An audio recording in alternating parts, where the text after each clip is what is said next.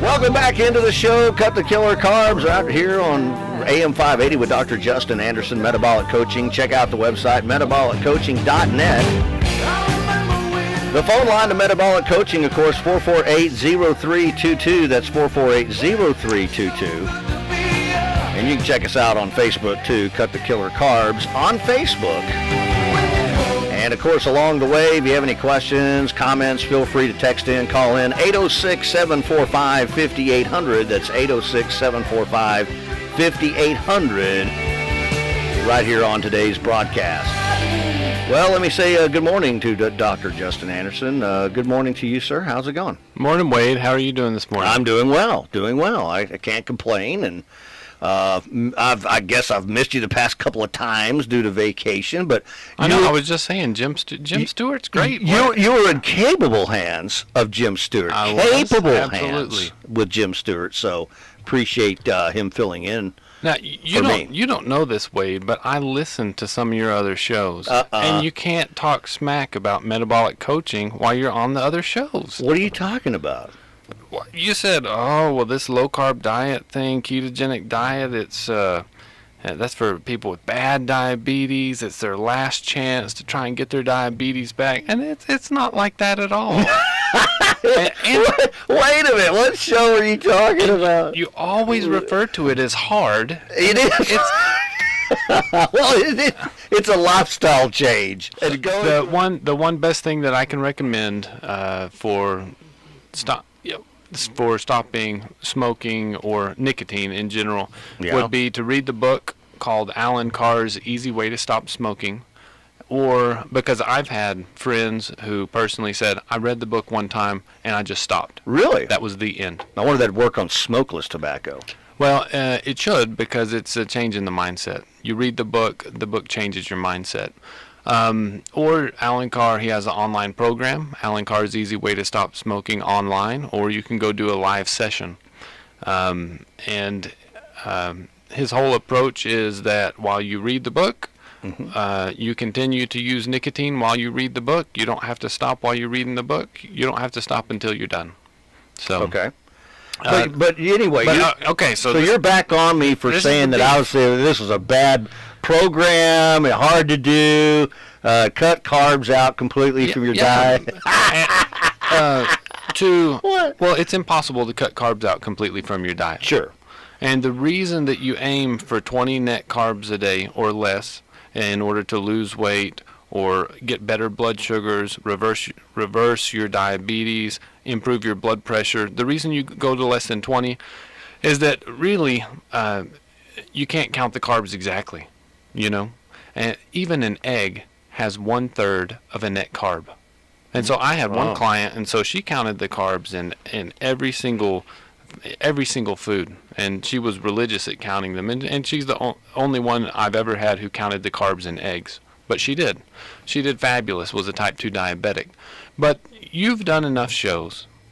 Every time Ben Edwards has talked about the ketogenic diet is you go down to about 20 net carbs a day. Every single time. And you've done shows on cancer and the ketogenic diet. Jimmy Moore talking about weight loss, ketogenic diet. Yes. On and on, and we talked about the brain benefits of a ketogenic diet. So it's doing a very low carbohydrate ketogenic diet isn't for someone who's on their deathbed. I mean, it's not just for someone who's on their deathbed with bad, uncontrolled diabetes, morbidly obese, looking at doing stomach surgery. It's for people who want to feel better now. Yeah. People who want to lose a little bit of weight. People who have high blood pressure, all of these things. Like if you want to feel better now, perform better now, have better mental acuity and mental focus, your brain runs better on ketones. Your brain prefers to run on ketones, and when you're on a very low carbohydrate ketogenic diet, that's what you do. Yeah, and I agree with that, doctor. I'm not suggesting that it's necessarily bad. It doesn't stop you from talking smack. Well, I talk smack on it. I feel like Cliff. I feel like Cliff over here. I know Cliff. Oh, me and him just go at it all the time. But I will tell you the reason why I say that, a lot of times Well, all the time. I interject into these programs my personal either health situation or experiences abroad or whatever it might be. And I look and I am all on board, and have been losing weight with carb cycling, but I have not. I got a beef with you with the carb I cycling. know you do, Because you keep using the term carb cycling, and carb cycling is a very specific thing. Carb cycling specifically means that you eat a very low carbohydrate ketogenic diet for like 6 days a week. And then you'll have something like a cup of rice, like 100 or like 100 net I carb carbs. cycle 12 beers. Yeah. I'm just kidding. but you can only do that. You have to start off with a low carbohydrate ketogenic diet. Right. That has to be your basis. And if you carb cycle, then there's 1 day a week when you do have carbohydrates. You can't do it the opposite way, because for your body to get into ketosis, which means you're burning fat for fuel, that adaptation takes about 4 days to get there. And so if you have a lot of carbs 2 days a week, say Monday and Thursday, that'll kick most people out of ketosis for the whole week. So you can't do that. You can do 1 day where you have increased carbohydrates, and that tends to work well for females. For females especially, is 1 day when you have increased carbohydrates. The other 6 days you have to be low carb ketogenic. Low carb meaning 20 or less. In your opinion? Yeah, meaning 20 or less. Yeah. Okay. Well, I so just, you can't just say carb cycling unless you know really. You know what I mean? Right. No, I'm tracking with you, but what I had done and what am doing, and it seems to be working, is that I was thinking, man, I don't know if I could just go, 20 carbs 7 days a week. People have, and they've done really well on it. But you did the William Davis interview too, right? Yes. And on the William Davis interview, Yes. he said, hey, you go through this kind of, you go through this kind of withdrawal when you're coming off the wheat and off the sugar. You go through this, and it can last you like 4 days, 4 to 2 weeks, so like 4 to 14 days. So, but at the end of that 14 days, most people, they feel great. They feel wonderful. They get a euphoric feeling. They're like, man, I have so much energy. I'm not hungry. I feel amazing. So it takes time, Yeah, I understand that. I've never gone the full Monty, if you will, on 20 grams or less a day. I mean, I've done it many days. Like I'll have 2 or 3 days a week where I have zero or less than 20 grams. Right. And then, but I've also which I also do is I incorporate a lot of. I still do the strength training, and I do a lot. I say a lot, 4 or 5 times a week. I do some cardio training along with eating clean, and I think that I'm taking baby steps. Here's my point: is that I'm not opposed to getting fully on board, but I figured, well, at least now I know why I was, working out all the time, still running. Lifting weights, doing the workout stuff, but not really losing weight. And it was because one thing I have learned through your shows and Edwards and others is that your diet sucks, man. If you can't work out a you poor remember diet. that show with Abraham? You remember Abraham and Dr. Ronahan? Yes. Yeah. So they were here. Yeah. So I mean, Abraham is he's a young guy. He's a fit guy. He's working out, and a lot of people think, oh, I can't work out if I don't have the carbs, No, that's not true. And it's not true. I agree with that. You can build muscle, you can bulk up, and the truth is everybody has a six-pack under there. You just have to lose the fat. That's right. To get rid of the six-pack. The old saying, doctor, is abs are made in the kitchen, not in the gym. Right. That's so true. A lot of people think, well, if I just sit down every day and I'm diligent and do 100 crunches a day, as soon as I get out of bed, I will have a washboard stomach. No, that's not the way it works. And I've heard a lot of your shows with Glenn, and I think where you are you want my analysis? Yes, where you of are course. mentally? Yeah, that's what it's all about. Where you are mentally is that when you do one of these shows, your job is to make the show interesting. And so to make the show interesting, you're always kind of oppositional, right? And so because you have this kind of oppositional mindset, I think that holds you back. Because you've done health shows for a long time. Yeah. You ought to be the healthiest guy I know. Yeah, over 20 years. 20 years of health shows, you should be the healthiest guy I know. That's true. And I think it's when you sit across the table, your job is to make the show interesting by being oppositional. I think you're absolutely spot on. Even with my wife, who is a certified health coach and went to school for training, does all, she even occasionally goes, when she was taking her tests, online, she'd say, "Hey, wait, honey, do you know X, Y?" And I'd say, "Oh, yeah, that's, ABC. Oh, well, thanks." Yeah. I mean, because you can't help but learn from these medical programs that I've been hosting since the mid-90s. You're right. And I've talked to some of the best and the brightest in the business. I mean, everybody from nationally syndicated authors to local Dr. Harlan Wrights, Edwards, all of them, and from all disciplines. Did you do Bales? You told me about Bales? I did. Yeah. I did some radio shows with Dr. Bales when he was at Covenant, and then he went to Grace. Yeah. Haven't talked to him in a while, but very interesting doctor. Yeah. I mean, I've hosted or visited with most of your prominent, if you will, doctors of all disciplines in this entire city. At one point in time on this program, I've done that. Only once. They only come once. Well, yeah, because I'm so oppositional, right? Gotcha. And they go, "Oh yeah, that Wade Wilkes, he's crazy. I'm not going back." but that's a good point to make. I mean, it is. I think that what you're doing is great. I think people, if nothing else, it's the awareness aspect of it, where people are saying now, I mean, across the spectrum, there is something to cutting out, too much, cutting out the wheats and the grains and the sugars, the breads, the pasta, cereals.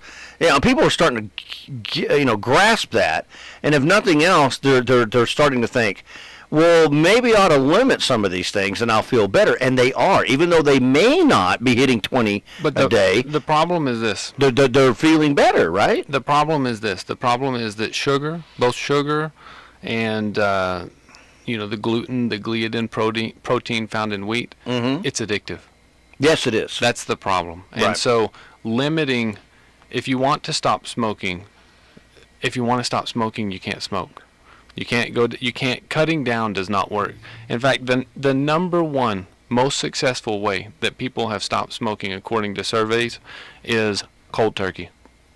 No program, no nicotine patches, no nicotine gum, no antidepressants, no Wellbutrin, no Chantix, just cold turkey. And that's because the only way you can stop smoking is to get or dipping or whatever, is to get the nicotine out of your system. I've done that before. And so the same thing applies right here. The only way to stop your addiction to carbohydrates, because clients, they come to me and they'll say, "Yeah, I know I'm a bread addict or I'm a carbohydrate addict," and the only way to stop is to cut it out 100%. And so, and just stop one day, make that lifestyle change, and say, "Enough's enough. I've had it. I'm done." You stop, and you may go through a withdrawal phase. It may last 4 to 14 days, where you feel lethargic or headachy or feel a little bit depressed. I would say about 30%, which is 1 in 3 people who go through the program, they have kind of a withdrawal stage, which lasts 4 to 14 days. The other 70% are fine, no problems whatsoever. They feel good from the get-go. But one place where I think Dr. Atkins got it wrong was that Atkins he put people down on this 20 net carbs a day, and then you work your way up to where each week where you add carbohydrates back, and the carbohydrates that you could add back were, green salads, but then along the way you could add breads. And adding breads is like or whole grains, he'd say add whole grains, but adding whole grains, which are made of wheat and they're addictive, adding those whole grains is like telling a smoker, get you off track. Telling a smoker, look, now you've stopped smoking, you've been totally smoke free for a month, and now you can have one cigarette. And that does not work, because once you go back to one cigarette, you go back to a pack a day or 2 So packs a day. let me get this straight, doctor. Are you suggesting that the addictiveness of carbs is the same as powerful as nicotine is? No, I'm not suggesting that it's as powerful, but I am suggesting it's exactly the same. It may be as powerful for some people, but I'm saying that it's the same sort of, you go through the same withdrawal, It has a similar effect on the brain and stimulating the opiate receptors in the brain. And that's what the bread and the wheat does. And that if you go back and you have like one cookie or one bagel or whatever, and it's made of wheat, then a lot of people, they'll have one cookie and then they'll eat the entire package. Yeah, and that's true. That's what happens, and it's because the wheat itself and the sugar itself are addictive. You put them together in a cookie, wheat plus sugar, that's a super highly addictive food. And so letting those things back into your life, even if it's a slice of whole grain bread, it is not a good idea. It's not a good idea. See, and that's where I'm failing. Because, see, what I've tried to do this whole time, especially with your program, is I've tried to make up my own as I go, and it doesn't. And you're arguing that it doesn't work out that way. That's the point. See, I take a portion of what you're saying and say, right there, he makes a lot of sense. I'm going to incorporate that in my diet starting immediately. And then I look at Dr. Fung, who wrote the book on intermittent fasting, and I go, you know what? I'm going to take a little bit of what Dr. Anderson says about this cut the killer carbs business, and then I'm going to apply a little bit of what Dr. Fung says about intermittent fasting, and then I'll take a little bit over here out of Dr. Edwards when we talk about, Dr. Edwards talks about, if you doing a little bit of burst training on an empty stomach. If you take everything Dr. Anderson says, and you put that with everything Dr. Fung says, and you put that with everything Dr. Edwards, Anderson, and Fung, then you got a recipe for success. Yeah, but the whole plan, right? My whole deal, the whole way metabolic coaching. The only thing about metabolic coaching that makes it different at all is that it's designed to change behavior. It is the behavior. So, I mean, Dr. Edwards tells people, don't eat the grains, don't eat the sugar, and that's hard for people. And people, I mean, some of his patients come to my program because they need help making the transition. Well, because they're a walking. No, they're not. They're catastrophic, right? They're not. No. Okay, well, I'm just saying. No, so I mean, they're on metformin and all, and I'm not on any of that kind of stuff. I'll tell you, one of the patients who came, she had done the Bali diet recommended by Dr. Edwards, and she just wasn't losing any weight. So we had to work with her and find out it was the dairy. If she has 2 meat proteins a day, or if she has dairy, then that causes her inflammation and to gain weight. And so we worked through that. It wasn't, and she wasn't diabetic. Okay. Well, again, what I think what impresses me most, whether it's you, Dr. Anderson, seriously, and I'm being totally sincere and serious about this following statement, whether it's you or Dr. Edwards or Dr. Wright, what have you. I mean, the doctors I have on AM 580, they just don't say it; they actually do it. And that's a big deal. And so that is a big deal for me. That's another thing is that I don't do a very low carbohydrate ketogenic diet myself because I'm diabetic. I do it because it helped me lose weight. It improved my blood pressure. It helps me feel better. It's not because I'm catastrophic at the end of my rope with nothing to do. Like I said the other day that you heard. I'll tell you, I had a friend of mine. A friend of mine is a physician here in town, and he said, "Man, I have super high triglycerides running my family." And his dad has high triglycerides, his brother has high triglycerides and type 2 diabetes, and he said, "I'm going to go get a physical and get my triglycerides checked." And I said, "Well, what are you going to do if they're high?" He said, "Well, they've been high before, and so I imagine they'll be high like 600, 800. Normal is 150 or less. Some labs may say 200 or less. But anyway, that's super high triglycerides." I said, "Well, what are you going to do if they're high?" And he said, "Well, I might start taking this drug or start taking this drug, whatever." And I said, let me show you my labs. And my triglycerides used to be just normal, kind of 120 or something like that. My triglycerides have dropped down to 50. So super low. My HDL used to be low normal, which was about 40 or 42, and it's gone up to 78. And so I have really good HDL cholesterol, really good triglycerides, and I feel like that's going to help me live a longer, healthier life. Okay. And so I told him the same thing that I tell you, and I think Dr. Edwards says, which is that you can't medicate yourself out of something you eat yourself into. That's what happens. It's and true. so, he'll get his labs back, and I said, bring me your labs, because I've had several clients whose triglycerides have been 800 or 1,000 and come down to normal, less than 150. So the high triglycerides, I don't want to get off on triglycerides, but anyway, there are three things that cause high triglycerides. They are sugar, because the fructose component of sugar is turned into triglycerides. Number 2, alcohol. When you take alcohol, your body metabolizes the alcohol into triglycerides. And number three is refined carbohydrates in the diet, because your body takes all these excess carbohydrates and just turns it into triglycerides. So I guess mentally, if you ask me, mentally, I would think, my body is sensitive to carbohydrates. That's why if I were in his shoes, my body's sensitive to carbohydrates. That's why I get really high triglycerides if I eat them. So if I wanted to get them low, I could take a drug, or I could stop eating the food that my body is sensitive to. Sure. Because it's food allergy. It's just like being lactose intolerant. Yeah, it is. People who are I agree with that. lactose intolerant, they can't tolerate lactose because it gives them symptoms of upset stomach and diarrhea, etc. Well, along the same lines, some people are carbohydrate intolerant because when they eat carbohydrates, more carbohydrates than their body can tolerate, then they end up overweight or with high triglycerides or with diabetes or high blood pressure. So it's just like being lactose intolerant. You avoid the lactose. 2/3 of Americans are carbohydrate intolerant. I just fixed to say, Avoid the carbohydrates. according to the CDC, one out of three, almost one study was 3 weeks ago. CDC comes out and says, hey, 100 million Americans, type 2 diabetic, whether they know it or not. Type 2, right now. That's a mass. 325 million people. 325 million people in America, and the CDC's numbers are 100 million. I didn't see that story or those numbers, but sounds pretty bad. Yeah, well, I think they're correct about that. I mean, if you just go to the mall and look around. I was at the mall Saturday night seeing some movies, and we were kind of hungry, and we were like, where do you want to go eat? And I was like, well, I don't think it's really healthy around here. Probably Chick-fil-A. I can probably get a chicken breast, that kind of thing. So we go down in the mall, which I rarely venture into the mall, go to the movies a lot.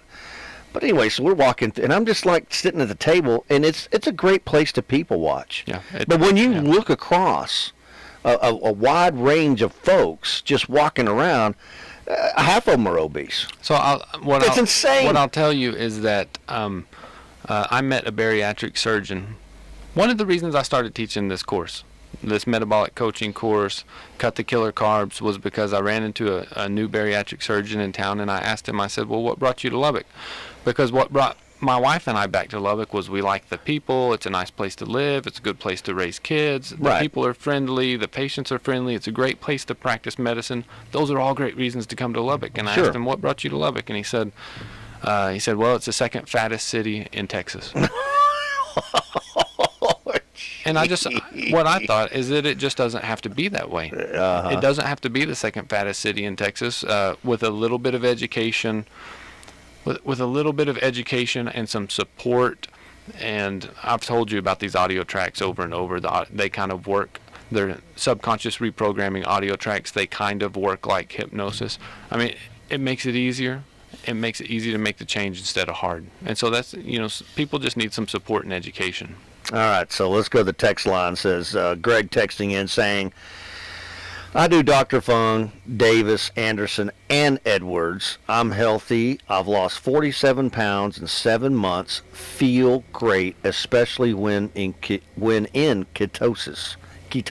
There you go, man. Okay, so it doesn't have to be the end of your rope. Well, it don't have to be a catastrophe to do the diet. Well, I'll tell you what's also, and I'll just, because if he was here, he would say, yeah, that's true. But the Colonel, my co-host, Colonel Dave Lewis, he's doing your thing. He didn't sign up, for the daily support and emails and all that kind of stuff. That was at $25 or whatever. Is it $49 a month for 3 months? Yeah, for 3 months. $49 per month, 3 months. I mean, give me a break. I mean, that's a smoking deal in and of itself. But he was just listening to our programs, and he'd been listening for a while. He said, I'm going to start doing what he's talking about. And he lost a tremendous amount of weight. Back to the text line saying, yes, Wade, as a patient of Dr. Wright, I remember the board of sugar cubes as well. Yeah, it was really interesting. But he was right. Also, he was talking about this stuff when it wasn't popular back in the 90s. They have the same board of sugar cubes in some of the bariatric surgeon's office because it is important. It is important even after you've had stomach surgery to avoid this sugar. Well, my little brother, and again, you look at him, and he went to Duke University. He ballooned up so massively. Yeah. He got up to, I think, well in excess of 400 pounds. And the doctors were telling him at the time, oh, and by the way, what's also interesting in his particular situation, he was not type 2 diabetic. At Duke University, there's a guy named Eric Westman, and Eric Westman runs a program, and it's basically the Atkins diet for overweight, obesity, diabetes, blood pressure. Okay, so he gets involved in this program, my little brother, and he was faced with a decision. Either you're going to get a stomach staple or you're going to die. I mean, it was getting pretty critical for him. And it also got to the point where he couldn't even do his job anymore because he has to travel a lot, and he works for this large multi-company advertising agency thing out of New York City. And they were telling him, oh, well, we need you in China. You got to go to Europe. And he's like, I'm so fat I can't fly. Or I got to pay for double seating or whatever it is. And so anyway, long story short, and he was getting sick all the time. But one thing that came out of that, which I found fascinating, was that first of all, he lost all this weight, and he's doing good, and he's doing this, what we're talking about here on today's show. Went to Duke. He makes a lot of money. He's well off, does really well, so he could look around, where's the best place in the country to go get this done? Oh, I'll go to Duke.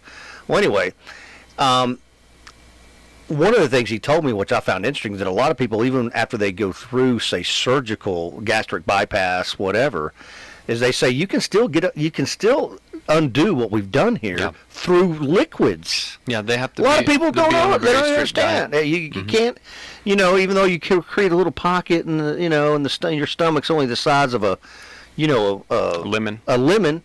Yeah. You can kill the deal by drinking too much soda. Orange juice. Yeah, that kind of stuff. I mean, it was really interesting. Okay, another text coming in saying today, the Wheat Belly book describes wheat as truly addictive. I can attest to the strong and unreasonable urges to have breads and sugars. We put our dog down, and I medicated with a sugary Coke.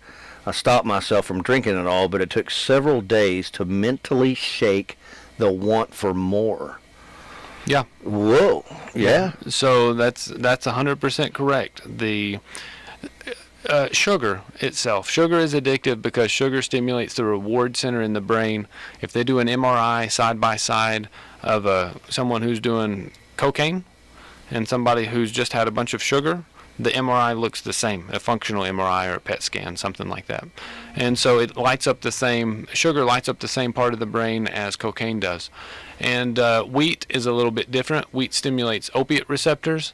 And just like Dr. Davis talked about on his show, if someone is overdosing with heroin, if they've overdosed with heroin and they're in the emergency department, you can give them a drug that blocks the opiate receptors like naloxone or naltrexone. And that brings them out of their overdose. And if you take somebody who's addicted to wheat and you give them naloxone or naltrexone, you can cause opiate withdrawals, and they're just withdrawing from the bread. So it is addictive like that. Okay, let's take a break here, and then we'll come right back because we're going to take a sponsorship break. But when I come back, I want to go down that trail with you a little bit further and what you're talking about there, because I find that very, very interesting. But sugar, I mean, you said earlier that you didn't think, well, you kind of equivocated. Well, yeah, it is like nicotine, but for some people it is. Now, for me, it's not so much. I just, because I'm a nicotine addict and have been for 35 years, not proud of it. But I only quit, Doctor, nicotine once in recent memory, and that was when I was in Iraq. I stopped for almost 3 solid weeks, thinking, okay, I'll get over But it caused me so many problems that finally my team leader came over to me and said, "Look, man, I don't know what's in you, but you can't be doing this over here." I'll tell you, it's a lot easier to kick the addiction to sugar and wheat than it is to kick the addiction to nicotine in experience, because it's like crack cocaine, man. I mean, it really is. It's terrible. Anyway, we'll come right back. Stick around. Welcome back into Cut the Killer Carbs right here on AM 580 with Dr. Justin Anderson, Metabolic Coaching. Of course, check out the website, metabolic-coaching.net. And check out Cut the Killer Carbs on Facebook. Of course, the direct number to the office, 448-0322. That's 448-0322. All right, right back to the text line where you can text in, of course, 806-745-5800. That's 806-745-5800. All right, it says, no-name text coming in saying, I'm a truck driver, and what are some of the meals I could pack in my lunchbox instead of sandwiches? Good question. I mean, you pack the sandwich just without the bread. Or wrap it in lettuce, right? No, you don't even have to wrap it in lettuce. I'll tell you what we do. What we do is we will take just like a big slice of ham, put cheese on top of it, and you just eat it. So, or you can wrap your cheese with your ham and just eat it. So, I mean, it's just a sandwich without the bread. People think that it has to be complicated or gourmet or whatever. You know, if what my wife does is usually on Sunday she'll boil up a dozen or 18 eggs. And so we'll have boiled eggs, and you could put the boiled eggs in your lunch, right? I like boiled eggs a lot. So boiled eggs, a sandwich without the bread. You can wrap it in lettuce if you want to. We just went to BurgerFi, and at BurgerFi, it's a local restaurant here. They'll make you a bunless burger, and they put it in a whole, I don't know, maybe a dozen slices of iceberg lettuce, which makes a great bun, and it was absolutely delicious. So it doesn't have to be complicated. It can be very simple. Can that one little bun at BurgerFi really jack your insulin to the wall? Because I've always wondered about that, because my wife doesn't eat. When we eat at BurgerFi or any other place like it, she won't eat the bun either. I look at her and go, "Oh, that's crazy." Let me remind you, Wade. You just interviewed William Davis, the cardiologist and the author of Wheat Belly. He said if you eat 2 pieces of bread, that's your bun, then your blood sugar goes from 100 to 170. That's in someone who's not even diabetic. Mm-hmm. So yeah, it jacks your blood sugar. Just those 2 pieces of bread. Unbelievable. You mentioned the Facebook page on the kind of intro, and yeah, the Facebook page. You can just search "Cut the Killer Carbs" on Facebook. If you want to know what the diet looks like for this guy, the truck driver, if you want to know what you can eat, just go to Cut the Killer Carbs on Facebook, and basically I published every single thing that I ate, 3 meals a day, for I don't know, almost 2 years. And it's all on there. And so people say, well, what does this diet look like? And so just go and look, and you'll see some days it's just ham and cheese roll-ups, or some days we do wrap things in lettuce, or you can cook, on Sunday we'll cook a bunch of cheeseburgers, and those cheeseburgers, you can warm them up. You can carry them with you. Sometimes it's as simple as at dinner I'll have 2 hot dogs and a big green salad. And on your hot dogs, you can put mayonnaise, you can put mustard, because they don't have sugar in them. All of that's on the Facebook page, and I've tried to make it. And the easiest way to navigate the Facebook page is just click on photos, and then click on albums. And on albums, there's low-carb recipes. There's almost 200 low-carb recipes to cook. There is a section that's lunch and dinner. There's a section that's low-carb breakfast. There's low-carb products. And there are book recommendations. They're all on there. But if you just scroll through the photos, you'll see what the diet looks like. And basically, it looks like a sandwich without the bun. Or a double cheeseburger without the bun, because I get a lot of truck drivers who'll say, I drive, I eat out, I eat at Stripes, or and they're sedentary I have too. to eat fast food. On top of that, and most cases, you can even eat fast food and lose weight and get better blood sugars. You do that by ordering things without the bun. Well, I will tell you this: to be things that I've learned off this show, directly from this show, is that I am cutting more carbs out of I'm not to the standard. I'm not the gold standard yet. I'm silver I'm not gold yet.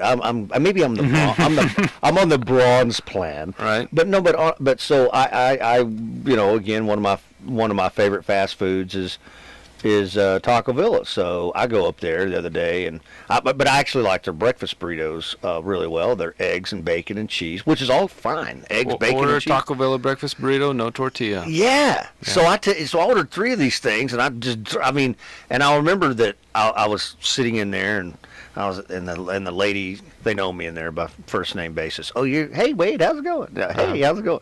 Wait. So I said, could you give me a bowl? And she looked at me kind of funny. She goes, yeah, I got a bowl. And I said, yeah. So I ordered the 3, and I put all my jalapenos and salsas and everything in this, and I just unwrapped them and dumped them all in that bowl and then had them. And I threw away the tortillas, and she asked me what I was doing, and I kind of explained a little bit to her. I used to do that. I used to kind of frequently order like a meat burrito from Taco Villa, open it up, and eat it off the tortilla. And we have chickens, so I would give the tortillas to the chickens. And the chickens would turn all the carbs into protein and fat. So that was a good way to get rid of the tortillas. Usually what I do now, I'll just say no tortilla, and they know to put it in a bowl. Mm-hmm. No problem. And I wanted to mention one other thing about the actual counting of carbs, is that when I started this, I used to not tell people to count carbs.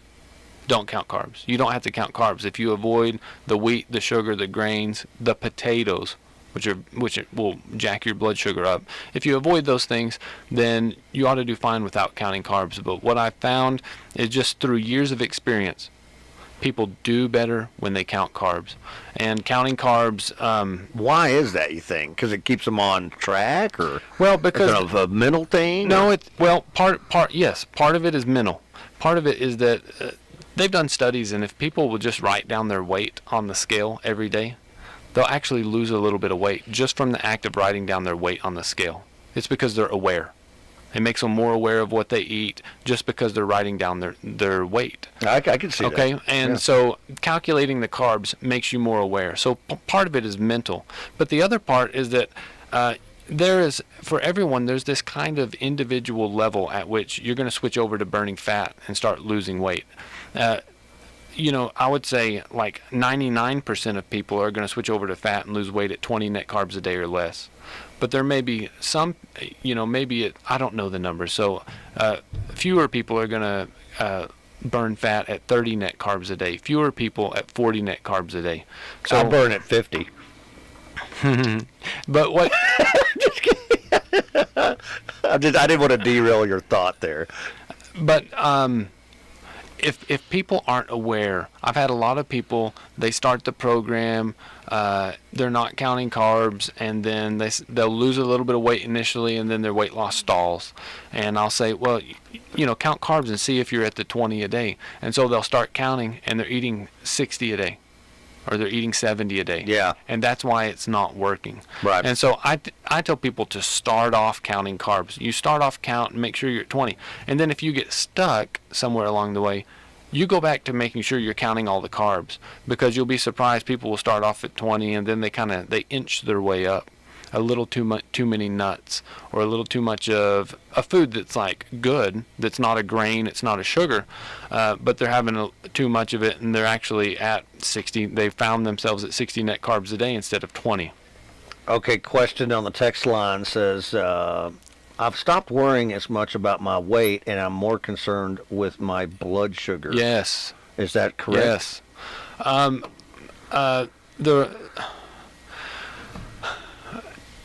Part of it is, it's not just weight. It's about being healthier, right? Mm-hmm. It's about, you want to feel better. You want to take less medication. You want to be less dependent on so many pills and medications. And so for some people, it's not all about the weight. Weight is just one measurement. And so looking at the scale is one measurement. And then the rest of it is, what is your blood sugar? If you're dropping your blood sugar in half, your HDL, good cholesterol is getting better, your triglycerides are getting better, you're on the right track. Okay. Well, that makes perfect sense. Let's try the phone line. Yeah, again, yeah, okay. But unless you're testing that all the time, unless you're Because like I do it. Well, the thing is, the diabetics, they test their sugar all the time. Yeah, because I was going to say, I only have mine checked once a year. Mm-hmm. Now, to be fair, until I started learning this new stuff from you and Edwards, but mainly you, the last blood full workup I did, I noticed that everything else was in normal ranges except triglycerides. I was pushing high 200s, and that kind of threw me back for a little bit. It's like, oh, whoa, hey.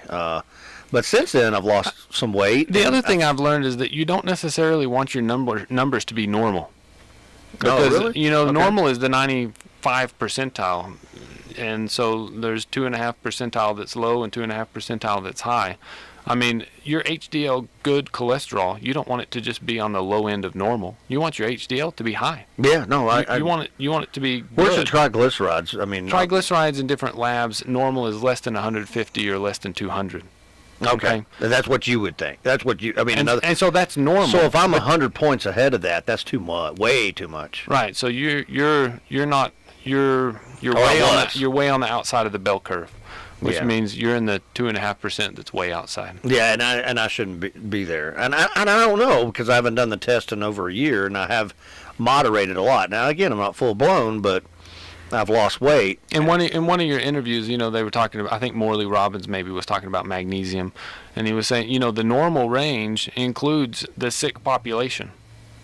True. Yeah. And so there's a bunch of people who are sick that fall into the normal range. Oh, yeah, that's a good point. What we're trying to say here is that we have overloaded the American diet with too many carbs and simple sugars, based right? on Processed foods. Based on food disappearance data, which the average American consumes 150 pounds of sugar and 150 pounds of flour every year. Your body has no clue what to do with that. Your body wasn't designed to eat 300 pounds of highly refined carbohydrates each and every year. That's unbelievable. And that's the standard American diet we're talking about. Yeah. Okay, to the text line says Sean texting and saying, I recently discovered Muscle Maker Grill. It's really healthy food. There are a lot of healthy people eating it there, but the carb counts are high. Is it a place to avoid, or is there such a thing as good carbs? Oh, that's one of those restaurants, Muscle Maker. Okay, now I understand.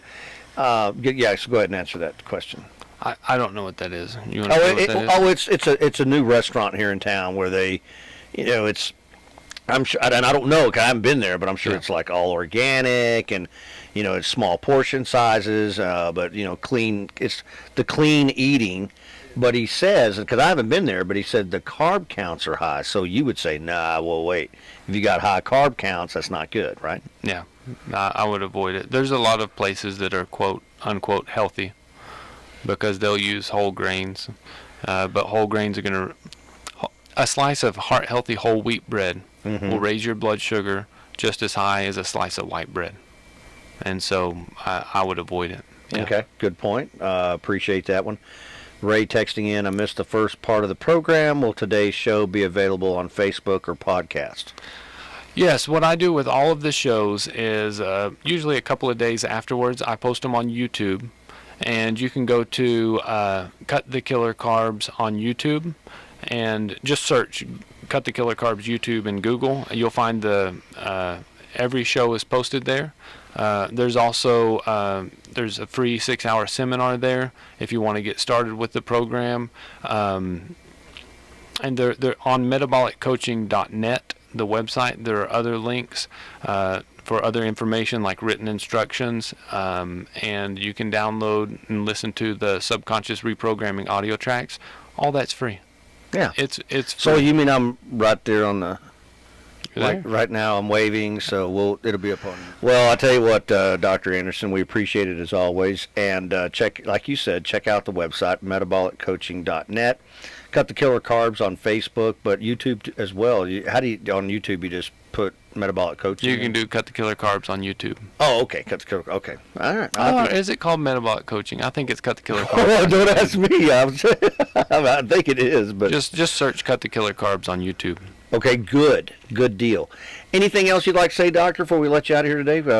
Good to be back with you after a 2-week hiatus, I guess. You had fun with Jim Stewart.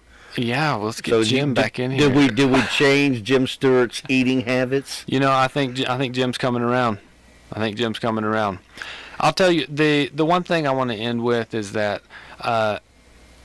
doing this low carbohydrate diet it's not just for people who are at the end of the rope and who are horribly sick and catastrophic illness. I mean, it's if you feel like you have low energy, you want more energy. If you have pain, fibromyalgia, inflammation, if you want to just lose some weight, if you want to feel better, then it's worth trying this diet for you, because the standard American diet's probably not working. So try something different and see if you can take control of your life and just feel better now and feel better and healthier in the future.